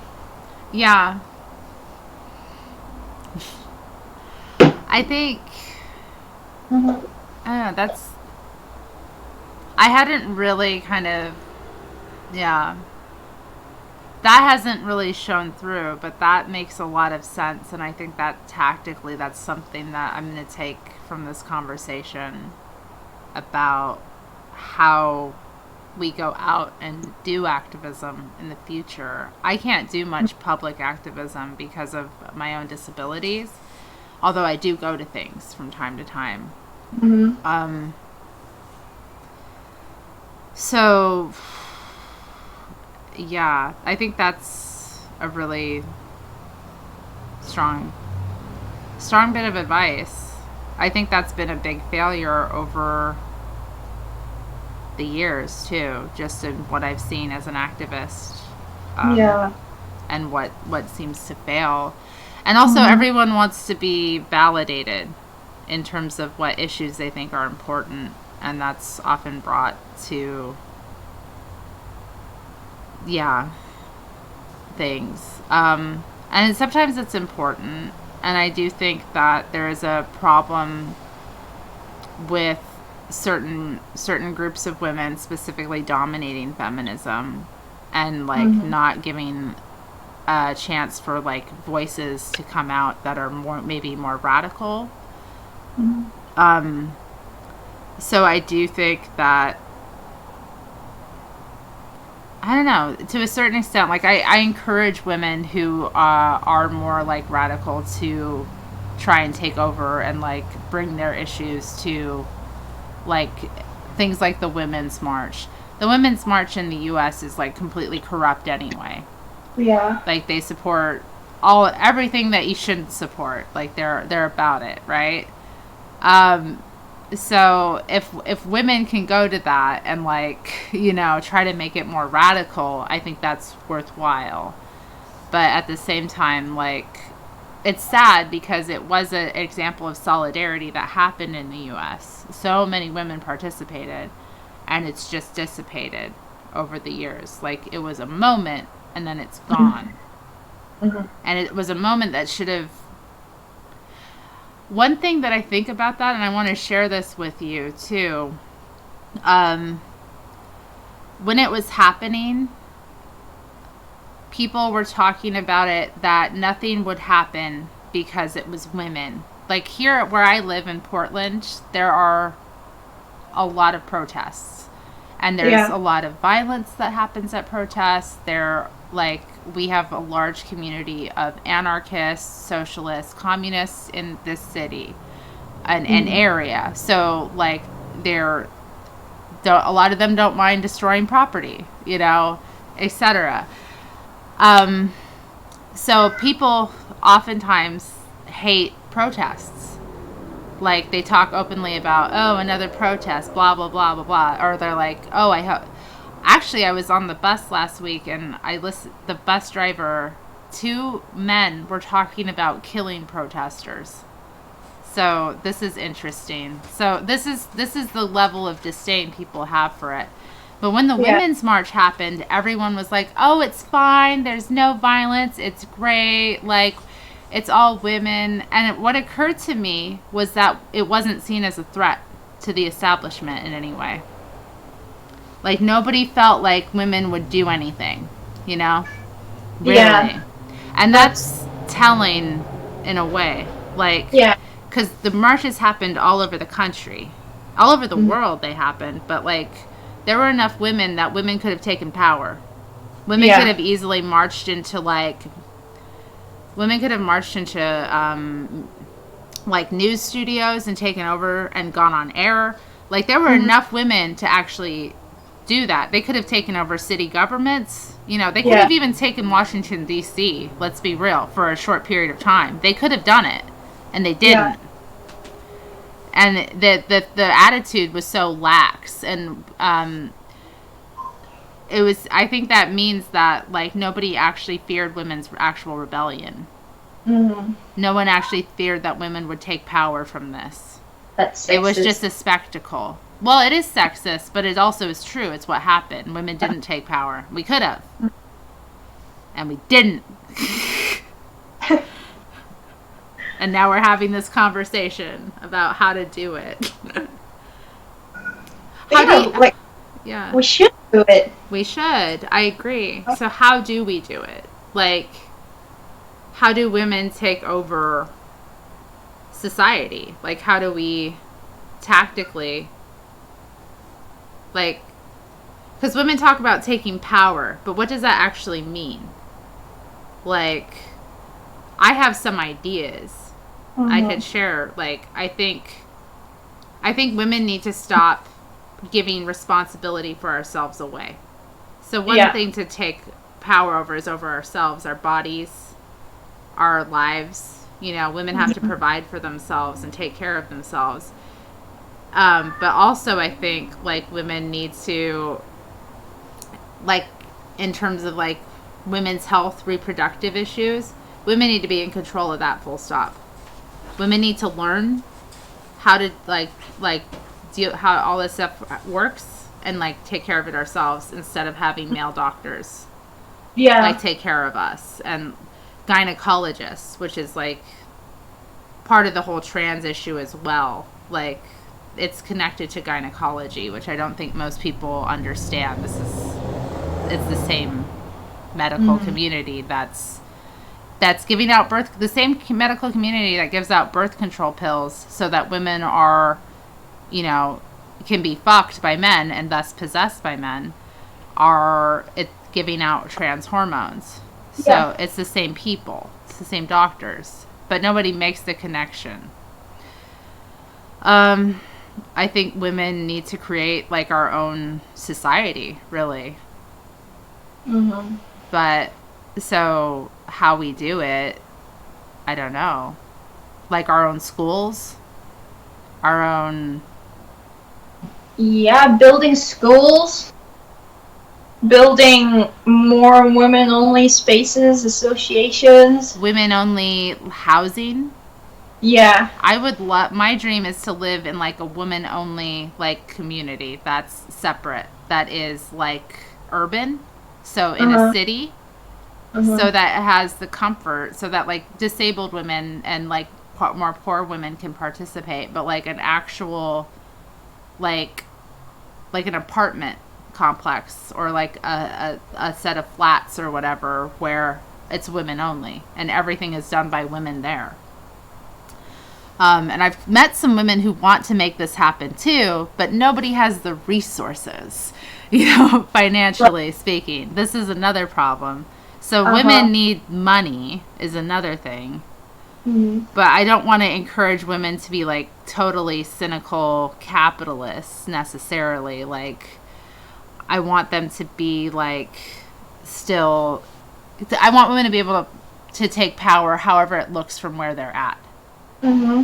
So, what are some of your ideas for like women? What the Korean feminists are doing right now is using like the crowdfunding system. So they create something. They like, for instance, they write a book, or like Ara, she made an illustration book of radical feminists. Yeah, yes, I know about it. Mm-hmm. You're in there. I know. I'm so honored to be. Yeah, and we can like raise money with that. Mm-hmm. And well, we can also like keep protesting for like reducing the wage gap. So, moving the wage gap. Ara was explaining the wage gap in South Korea to me. It's worse than in the U.S. apparently. That's what she was saying. Do you know what the rates are? It's like if a male worker owns $1, we earn about 63 cents. Okay. Yeah. So yeah, how do we get money then to transfer to women's hands? Like, this is the big problem because men control most of the money in the world. Yeah. And it's intentional. It's intentional, and it's very, how do I say it? It's very systematical and planned out.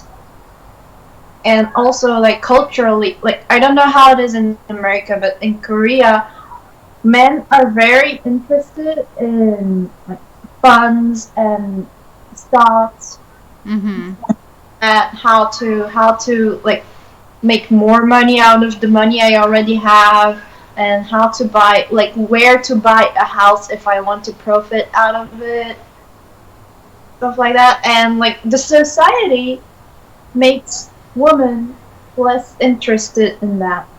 That's true.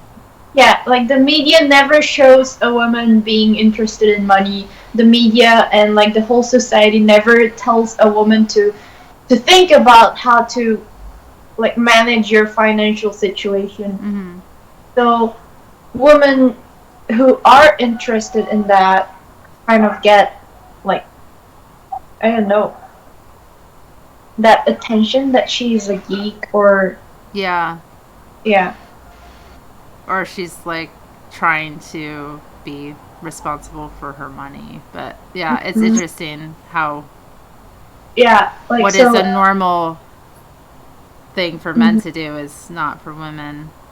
So I think women should gather together and educate themselves about those kind of stuff, like how the stock market is and how you can actually like make more money. I want to read a couple comments. Bertha Baranda says, she's talking about where we live because Bertha's actually in my local community. Oregon just strengthened their equal pay law. I highly recommend women file claims ASAP if they're being paid less than male colleagues. So pay attention to the laws. Also, form a union. Best way to narrow the wage gap, and that is true. Like if you are a worker, like having protections, having a union is you're gonna have better pay as a woman. Period. Sari's Revenge also says women aren't allowed to be greedy or even want resources. Like we are taught to be denial of ourselves constantly, our whole life. So to actually be greedy in some way or to want something is like unfeminine. You will be hated for it. You're not a good woman if you do that. Yeah. Yeah. June Lee says she wants to unite young women in the tech sector. We need to gain visibility a lot. I agree with that. There's a lot of like groups that are formed here, like women in tech and like lesbians who tech is, they include Ben, so it's just like not a lesbian group. But there are like these organizations that unite women, but I don't know. It would be cool if women could, like, in terms of creating our own culture and society, teach this stuff to one another. And it's like part of having spaces where that can happen is like really critical. Right. Because, I mean, this is stuff that we should be taught our whole lives, but we're not taught because we're women. Yeah. But it's essential if you're going to be like an independent individual.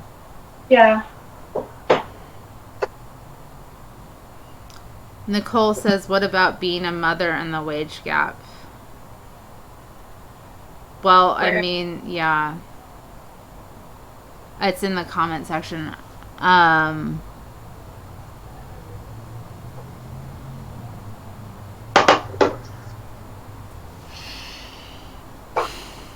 don't know what to say about that. Like, what about being a mother in the wage gap?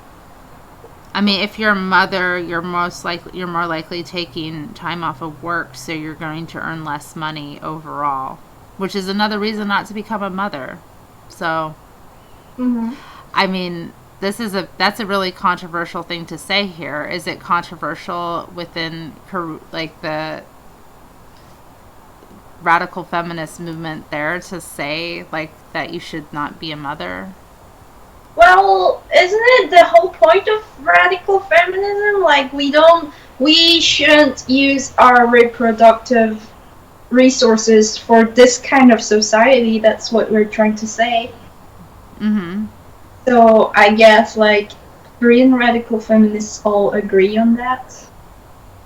And like for the children who already exist in the world, like of course we need to like work harder to make a better place for them. Of course, but no need to create more children under this patriarchal society. We think.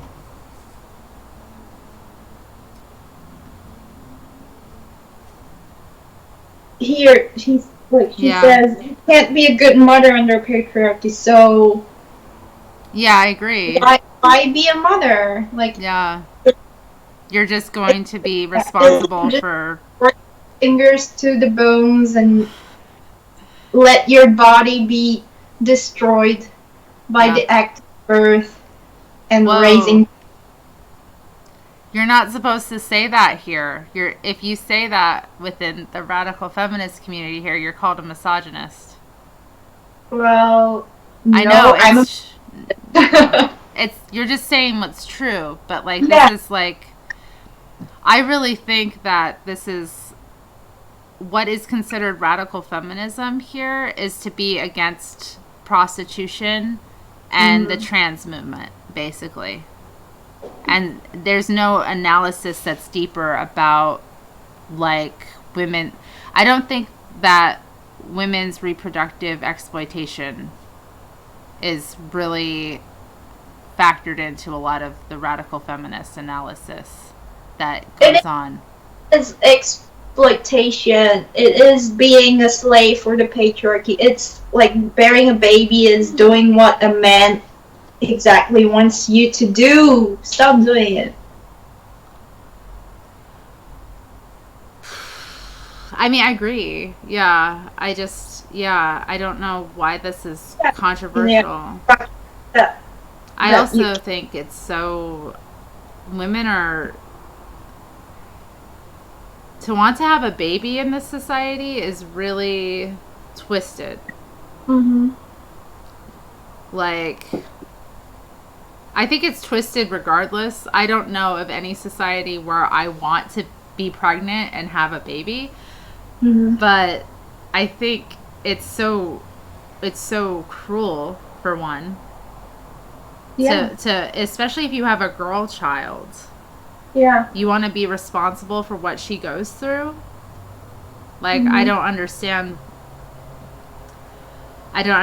it. People also believe that they will teach their children to be feminist. Like, is it a big thing that women are trying to teach their children to be feminist that you know of? Like, is this... In Korea? Yeah, in South Korea. Well, most of the people who do have children because they don't know what it means. Okay, you're right. Yeah. Well, one thing that Sue, who goes to school here in Corvallis, who I've been hanging out with and met, she said that a lot of the movement's very young as well. So, like, women who are in school, a lot of time have become part of this movement, and it's like before you would be having children anyway. Mm-hmm. Like, so I think that's good. Get women before they breed, because once you've already had a child, like, you're responsible for it. That has to be your priority. Mm-hmm. But if you cannot breed, then you save all of that creative energy for, like, activism. Yeah.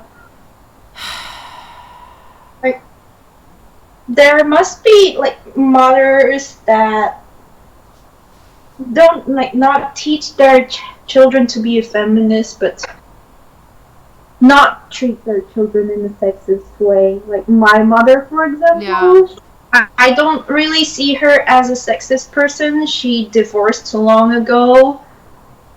She doesn't make that male alignment anymore. Mm-hmm. And she doesn't treat me any differently because I'm a girl with my brother.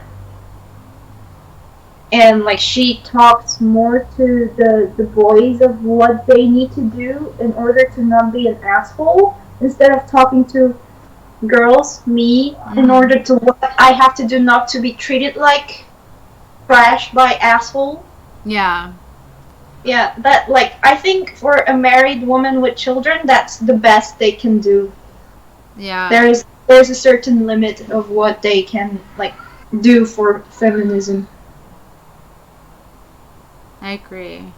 Mm-hmm. I agree. Yeah. And I think, like, yeah, that's a lot. That's a very hard. I think a lot of mothers fall flat with doing that, because like, you end up recreating the same conditions that you have, like, and that's your role as a mother. You're reproducing society is what you're doing. So yeah, if you're reproducing society, what's it gonna look like? Yeah. So I'm trying to think, is there... I don't know what time it is. It's 10. It's been 2 hours that we've been talking. Wow. And I noticed that it's gotten dark out. Damn. So, do you want to continue talking about any subjects, I wonder, or should we wrap it up? I'm kind of... Yeah, well, I think I've talked about the most important things that I was thinking of. Mm-hmm. And I also want to, like, just express... I know that, like, you once said in one of your videos, like, not to idolize a woman as a feminist. And, like, you know, you also don't think that celebrity culture is a very good thing, but I can't help it. I love you so much, and that's why I translate all your videos. I appreciate it. Yeah. Once I saw your videos, it was, like, really eye-opening. Really? Yeah, because in all the Americans that I know were liberals so far before I met you. And I was so sick about it. And, like, because I didn't know any better, I thought that, like, America is just a huge country with liberal feminists that think that prostitution is work and, you know, stuff like that. And then I saw your video. Yeah. Well, I think prostitution is work, quote unquote. But I'll say this with caveat. I think work is a problem, right? Yeah. And I think sex with men period is work, and that most women, yeah. Most women haven't figured that out, and then because with prostitution it is work. I think that the prostituted woman in this world becomes a scapegoat because she comes to represent all that. She by her existence she acknowledges the very nature of heterosexual relationships, of patriarchy, and that's why often you see the abuse that happens, and men are very resentful and hateful. So yeah, I don't like the sex work is work. I don't do that. Well, no, but I do think I don't want to alienate women who might be prostitutes from becoming radical feminists. Yeah. That's what I mean. Because most of the time, in terms of who's contributed most heavily to my analysis, it's been radical feminists who were involved in that. When you do that kind of work, you learn just how fucked up men are. And I think it's sad that prostitutes are aligned with the trans cult, because these men, like I said, a lot of them visit prostitutes, so they understand that these are men and their sexuality is male. The big problem I think that most women are naive about is that male sexuality is different than female. And then, as such, it's predatory. I don't know how else to put it. It's predatory. It's creepy. They're obsessed. Everything is about it. Every insult you have that a man throws at a woman is something that he's sexually turned on about. It's just when you understand that, Ooh, gross. I wish I need this is consciousness that needs to be raised, though. I don't know. Once you understand, you cannot have them in your life. Period. It's just ugh. Oh. So yeah, I just wanted to say that. Thank you. Sorry. I have unconditional love for you. Wow. That's deep. I really love what you're doing for women over there. I really love your videos. I really love how you can so calmly and elegantly curse. Thank you. Thank you for noticing that. Yeah. I feel seen right now, y'all. I feel really seen.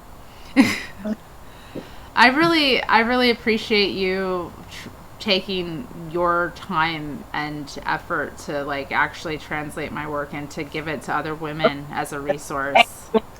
Everyone needs to see that. Thank you. It has translated in all the languages of the world. Okay. We'll work together to figure out how to do that.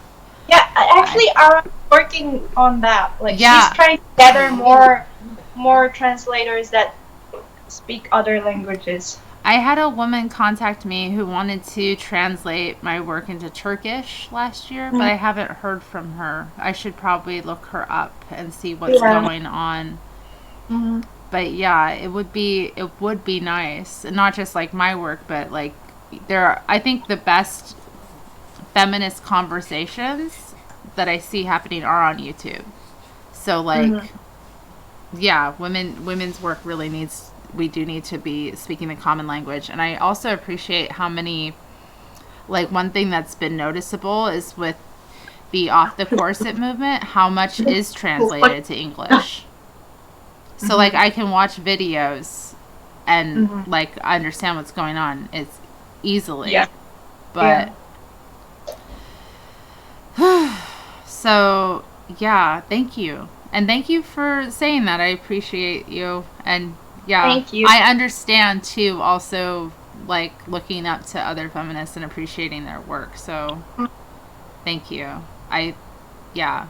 Thank you for talking with me about these subjects too. Yeah. Word. Thank you, Heart. Terri. Yeah. And also, like, you very much. Yes, thank you. Thank you for hosting. Thank you for offering. Yeah. Are you? 제공해줘서 고맙대. Ah, you're welcome.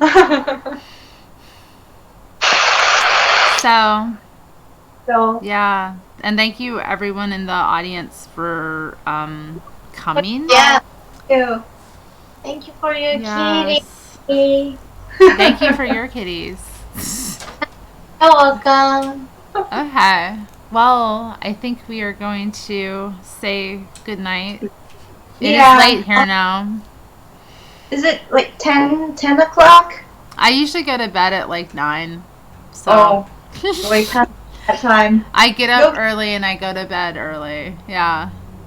So. Good night. Good night. Let's do this often. I would like to. I'm going to set up, like I said, I'm learning things from Ara because she's technologically advanced. She's teaching me how to be a better YouTuber. Like, really, I'm going to be much more skilled, I think, in a couple months. I am taking a break from my channel right now, and I will be coming back. I have a lot of content that I want to do. I also, like, recorded video of, like, Ara and Sue talking about the movement, so I want to upload that within the next little while. I'm not sure when, though, because I am focusing on some other things in life. Yeah. As it's, like I said, it is important that women do that. Yeah. But, yeah, I would love to have more live streams and to talk because, yeah, there are so many subjects to tackle. Really. Yeah. Well, Ara, will you show me how to say goodbye and get off of here? You just say goodbye. We're on her computer. That's the thing. Oh, yeah. Oh, yeah, I'm sorry. Piece of ham. Care about everything. Oh, yeah, it's Nero, everybody. Yeah, Nero is just sleeping near the sofa.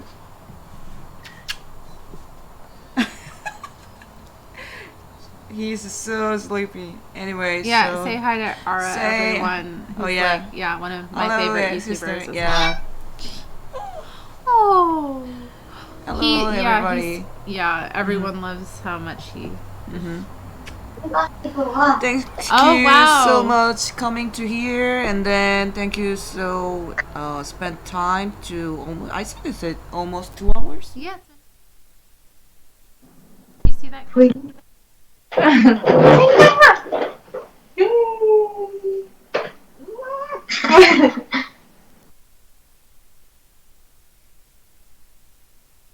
So 이제 소리 안 들려? 그러네. We can't hear you. Am I? Yeah. I was just saying thank you to everyone for coming tonight. It's a Friday night, and so and thank you to everyone watching on catch up as well, because I know people will be tomorrow. So from now, Okay. Bye. Bye. Bye. Thank you for talking. Bye. Bye. Bye. Bye. 잘 자요. Bye. 두둔 퇴장. 잘 가. Oh my.